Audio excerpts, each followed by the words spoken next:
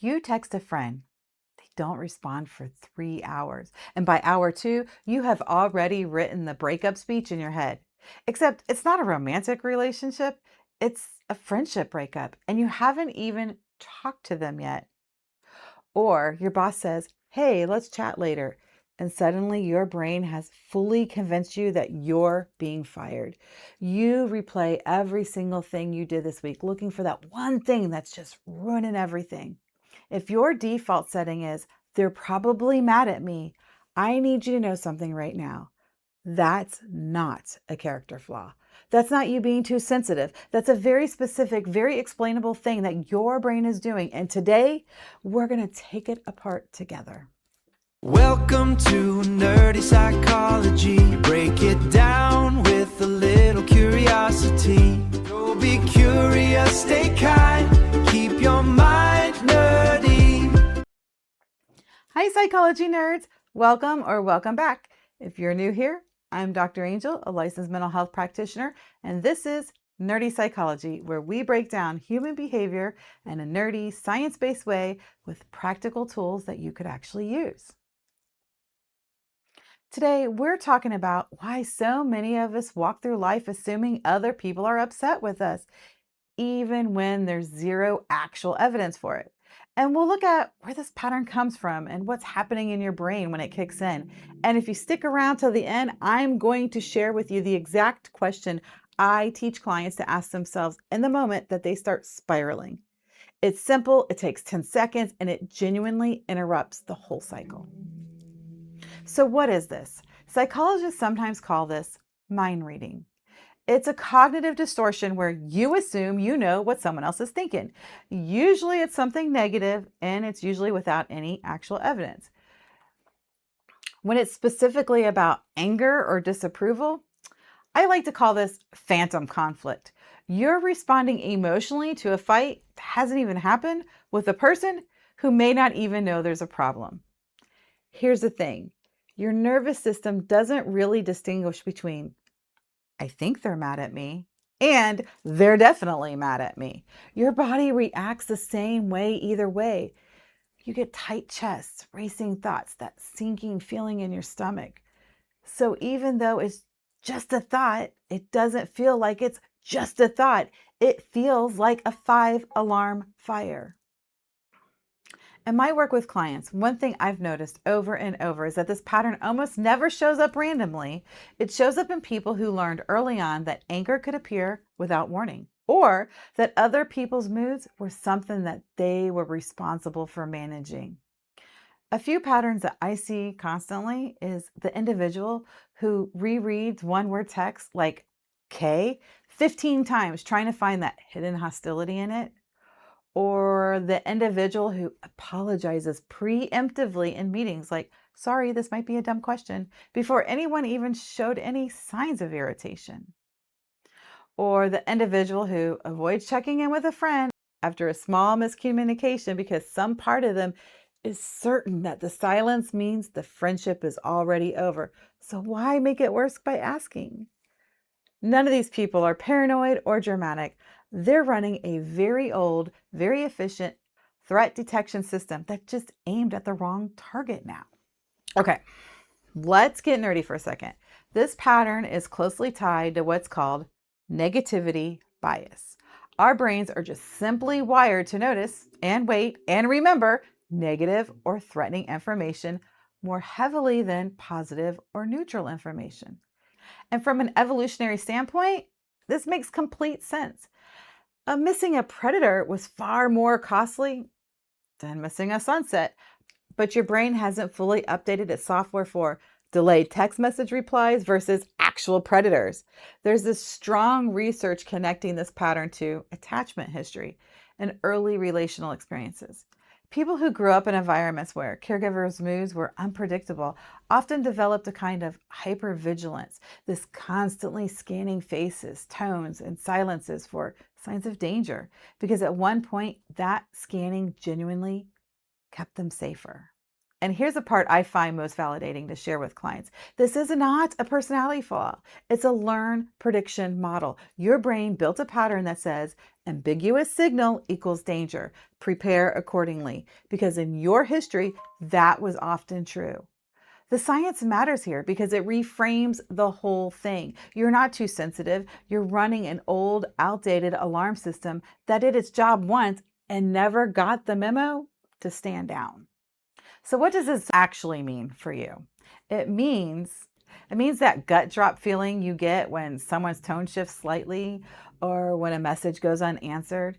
That's not proof of anything. It's your nervous system pattern matching to old data. And you don't have to judge yourself for having this reaction. The reaction is automatic. What you do next is not automatic. That also means you can stop treating every ambiguous moment as this confirmed crisis. Ambiguous is not the same as bad. A short text isn't the same as a verdict. Understanding where this pattern came from doesn't mean you're stuck with it forever. It means you finally know what you're actually working with. I want you to think about this for a second. When was the last time you assumed someone was upset with you and it turned out that you were completely wrong? Does this show up more with certain people in your life? Is it like an authority figure or maybe even a specific family member? And when you're already stressed or tired, does that "they're mad at me" voice even get louder? Let's unpack some common misconceptions. Myth one: if I feel it that strongly, it must be true. I hear this one all the time. Intensity of feeling and accuracy of perception are two completely different things. Anxiety can be incredibly convincing while still being entirely wrong. Myth two: anxious people are just more perceptive about social cues. And there's actually research suggesting the opposite. In highly stressed states, people become less accurate at reading social cues, not more, because they're filtering everything through this threat lens rather than just reading it neutrally. Myth three: if I ask them, I'll seem needy or insecure. Checking in is not a weakness. And it's actually one of the fastest ways to shrink that gap between what you're imagining and what's actually happening. Myth four: this is just who I am. I've always been like this. This pattern was learned, which means you can unlearn it, not erase it completely, but absolutely loosen it. So, what can I do about it? One, name the distortion out loud. Literally say, this might be mind reading when you notice the spiral starting. Naming it pulls you out of that autopilot mode. Two, ask the evidence question. What actual evidence do I have versus what am I assuming? Write it down if you need to. Actual evidence versus assumptions. Three, generate three alternative explanations. If a friend hasn't texted back, list three other reasons besides "they're mad at me." Maybe they're at work. Maybe their phone died. Maybe you're having a long day. This trains your brain to stop defaulting to this worst case story. And tool four is the one I promised you. Use a grounding check-in script. Something simple like, hey, I noticed it's been quiet. Just want to check in that we're good. That one sentence does more to resolve phantom conflict than the hours of internal spiraling ever will. And tool five, track the pattern over time. Keep a quick log of the moments and what's actually happening afterwards. Most people are really shocked at how rarely their fear turns out to be true. And that data becomes its own form of evidence against the anxious stories. I want to share with you a story. Jordan used to spend entire weekends rewriting imaginary arguments with friends who hadn't even said anything concerning, just based on slightly shorter text than usual. And we started small. Every time the spiral would hit, Jordan would pause and ask the evidence question. And at first, it felt forced. And honestly, he felt a little silly. But after a few weeks, Jordan started noticing the pattern faster.